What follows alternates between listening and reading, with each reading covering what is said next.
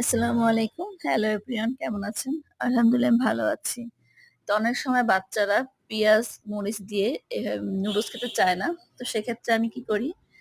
Capsicum কুচি করে দিয়ে দিই এবং একটু লবণ দিয়ে দিই। এখন এখানে ডিম দিয়ে দিয়েছি। এটা একটু ভালো করে ভেজে নিব। তো আমি আগে থেকে নুডলস সিদ্ধ করে রেখেছি। একটু হালকা ঝোল থাকবে মসলা দিয়ে নুডলসটা ভালো করে সিদ্ধ করে নিয়েছি। ডিম দেওয়ার পর আরেকটু লবণ দিয়ে নিব যাতে স্বাদ ভালো আসে। এটা ভালো করে একটু ভেজে নিব ডিমটা। এরপর একটু ধনিয়া গুঁড়া দিয়ে দিব। দিয়ে আবার ভালো করে নেড়ে-চেড়ে নিব।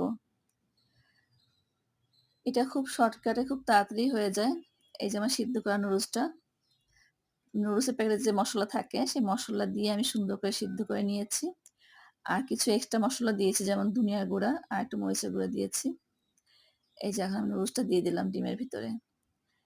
এখন এটা ভালো করে নাড়িয়ে-চেড়ে নিব। যখন হয়ে আসবে উপরে একটু সস দিব আর একটু বিট লবণ দিব। আপনারা চাইলে টেস্টিং সল্টও দিতে পারেন, আরেকটু স্বাদ বাড়বে। তো আজকে আমি এখানে দেখেন ২ রকমের সস দিব। এটা হচ্ছে আমার বাসায় তৈরি করা ধনিয়া পাতার সস। দিয়ে দিচ্ছি।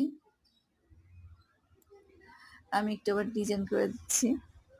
একটু চোখ মুখ বানাবো। আর এটা হচ্ছে আমার বাসায় তৈরি করা টমেটো সস। তো দেখবেন বাচ্চারা এটা খুব মজা করে খায়।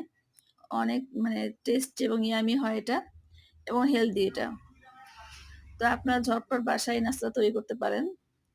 আর যেহেতু এখন রমজান মাস ইফতারিতে বাচ্চাদেরকে দিতে পারেন। ওরা খেতে খুব ভালোবাসবে এবং এটা খেলে স্বাস্থ্যসম্মত পেটও ভরে।